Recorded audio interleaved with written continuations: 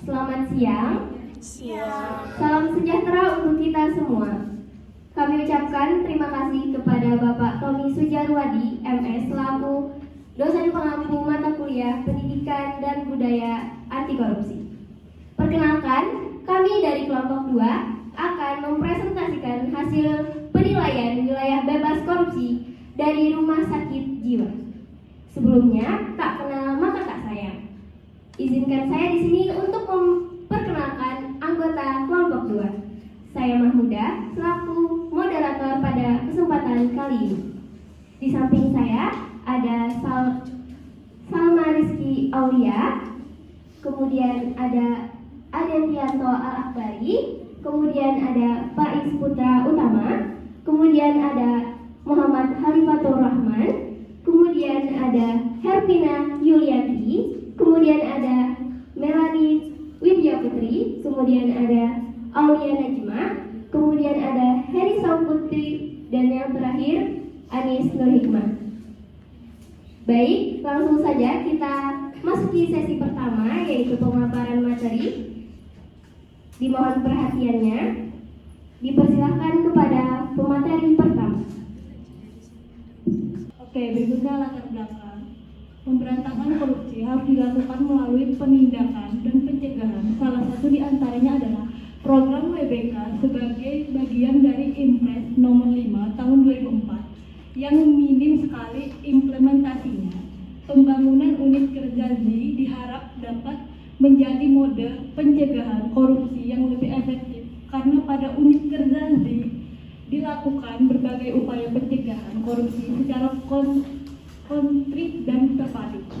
Lanjut kita di bagian tujuan penilaian WBK ini ada terbagi menjadi dua, yaitu tujuan umum dan tujuan khusus.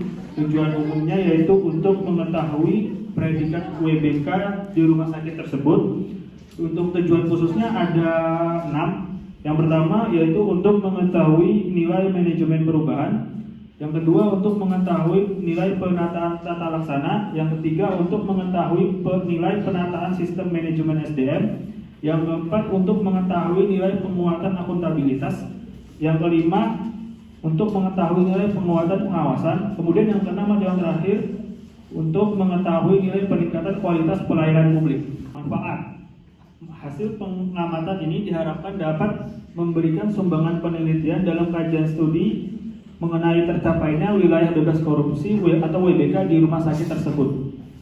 Penelitian korupsi. Korupsi adalah suatu bentuk ketidakjujuran atau tindak pidana yang dilakukan oleh seorang atau suatu organisasi yang dipercaya dalam suatu jabatan. Dalam bahasa Latin, korupsi berasal dari kata corruption atau corruptus yang memiliki arti beragam seperti tindakan merusak atau menghancurkan. Tindakan pidana korupsi dapat dilakukan dengan maksud untuk memperoleh keuntungan pribadi atau menyalahgunakan kekuasaan semata-mata untuk kepentingan pribadi. Berikut ada faktor penyebab korupsi. Berikut ada beberapa faktor penyebabnya. Boni Hargen membedakan faktor penyebab korupsi ke dalam 3 jenis, yaitu 1. Wilayah individu dikenal sebagai aspek manusia yang menyangkut moralitas, personal, dan situasionalnya. 2. Wilayah sistem dikenal dengan aspek institusi administrasi. Dan yang ketiga, wilayah irisan antara individu dan sistem dikenal dengan aspek sosial budaya yang meliputi wilayah antara politisi, unsur pemerintah, dan unsur non-pemerintah. Berikut yang keempat, menurut Qureshi ada 3 faktor penyebab yang melakukan korupsi, yaitu pressure atau yang disebut dengan tekanan, dan opportunity yang disebut dengan kesempatan, dan rationalization yang disebut dengan rasional. Ciri-ciri korupsi sebagai berikut: selalu melibatkan lebih dari 1 orang, dilakukan dengan kerahasiaan, melibatkan pihak yang saling menguntungkan, melibatkan elemen kewajiban dan keuntungan timbal balik, berusaha untuk berlindung di balik pembenaran hukum, dan lain-lain. Motif korupsi oleh Gun Teori: 1. Keserakahan, 2. Kesempatan, 3. Kebutuhan, 4. Pengungkapan.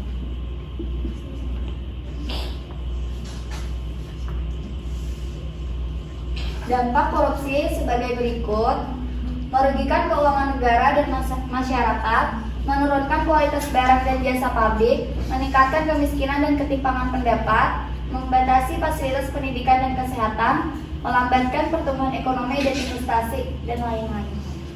Zona integritas ialah sebuah program yang bertujuan untuk mewujudkan wilayah bebas dari korupsi dan menciptakan pelayanan publik yang bersih dan transparan.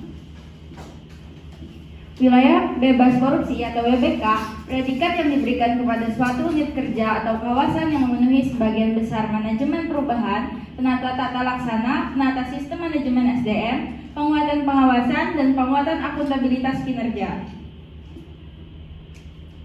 Wilayah birokrasi bersih dan melayani, predikat yang kepada suatu birokrasi dan melayani adalah diberikan unit kerja atau kawasan yang memenuhi sebagian besar manajemen perubahan, penata tata laksana, penataan sistem manajemen penguatan SDM, pengawasan, akuntabilitas, penguatan kinerja, dan penguatan kualitas pelayanan publik.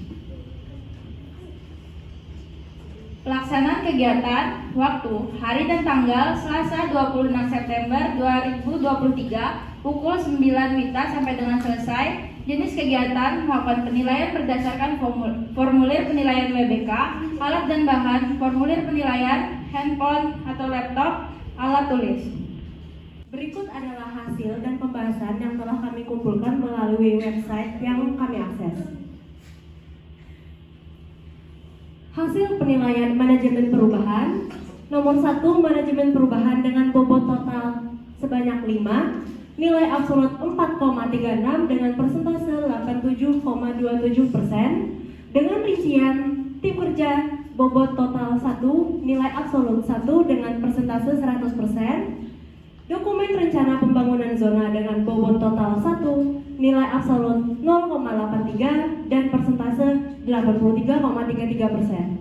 Pemantauan dan evaluasi pembangunan dengan bobot total 2, nilai absolut 1,78 dengan persentase 89%. Dan perubahan pola pikir dan budaya kerja dengan bobot 1, nilai absolut 0,75 dengan persentase sekitar 75%. Yang kedua ada hasil penilaian tata laksana, yaitu dengan bobot sebesar 5, nilai absolut 4,84 dengan persentase 96,7%. Dengan rincian prosedur operasional tetap atau SOP kegiatan utama dengan bobot total 1,5 dan nilai absolut 1,34 dengan persentase sekitar 89%. 2. E-government dengan bobot total 2, nilai absolut 2 dengan persentase 100%. Keterbukaan informal publik dengan bobot 1,5, nilai absolut 1,5 dengan persentase 100%. Hasil penilaian penataan sistem manajemen SDM dengan bobot total sekitar 15, nilai absolut 11,96 dengan persentase sekitar 79,73%. Dengan rincian perencanaan kebutuhan pegawai sesuai dengan kebutuhan organisasi dengan bobot total 2, nilai absolut 2 dan persentase sekitar 100%.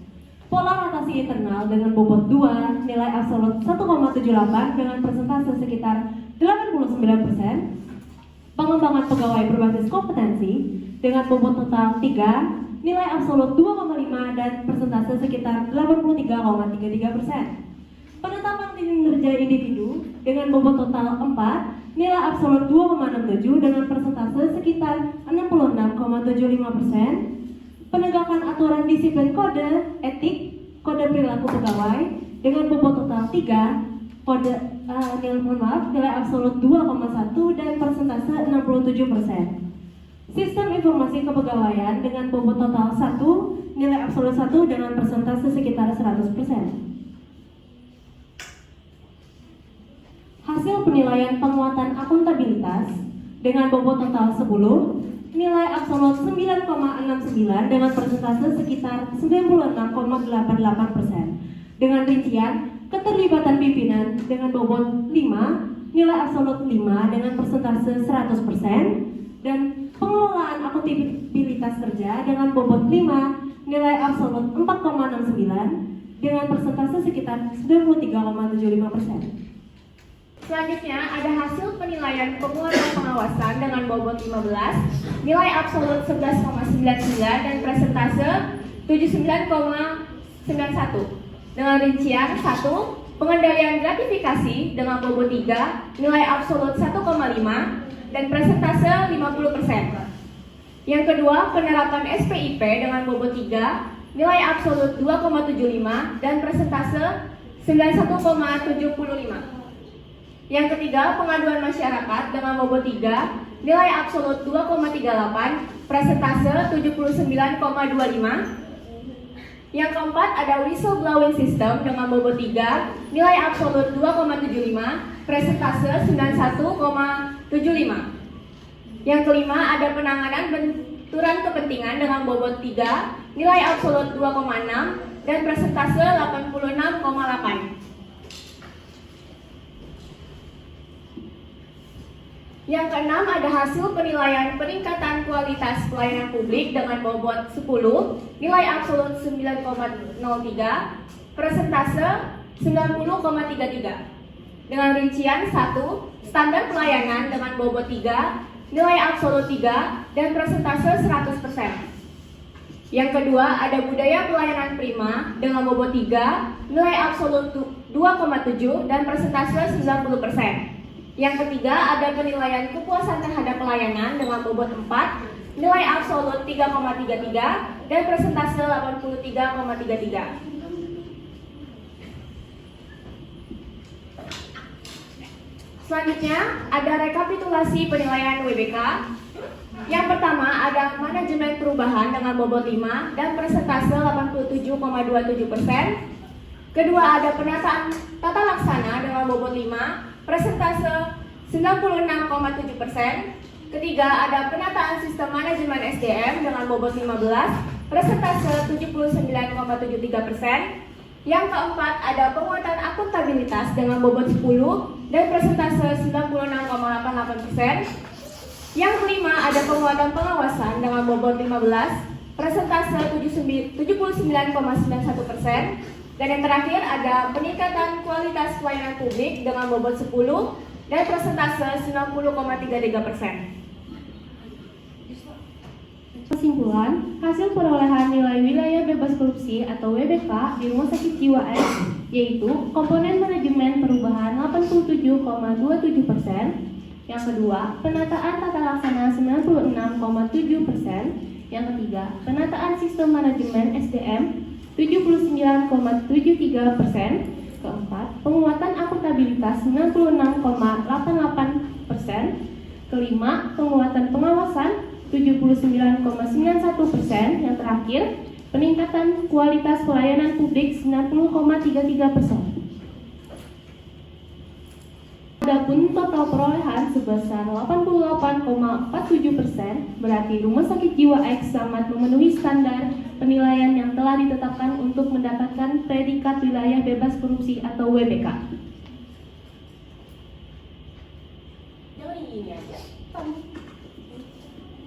Rumah Sakit Jiwa X sebaiknya lebih mengoptimalkan wilayah kerjanya agar bisa menjadi wilayah birokrasi bersih dan melayani WBBM. Selalu memonitoring dan mengevaluasi seluruh tahapan perencanaan hingga pelaksanaan serta pengawasan di tempat kerja. Melakukan peningkatan kualitas pada setiap pekerjaan dengan mengadakan diklat di unit kerja.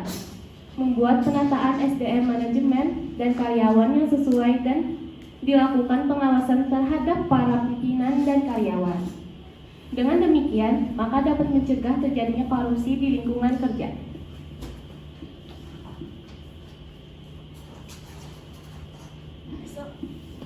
Baik, sekian presentasi kami.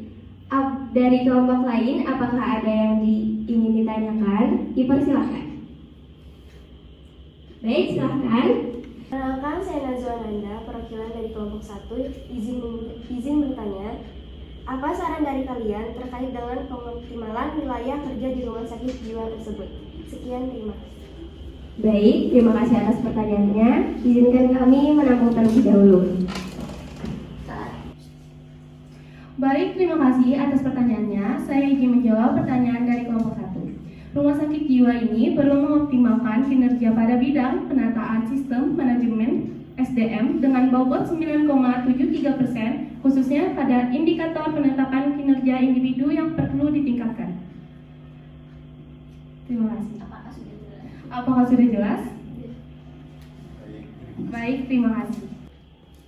Demikian presentasi dari kelompok 2. Mohon maaf atas segala kekurangan dan kesalahan. Terima kasih atas perhatiannya. Kami akhiri. Wassalamualaikum warahmatullahi wabarakatuh. Sampai jumpa.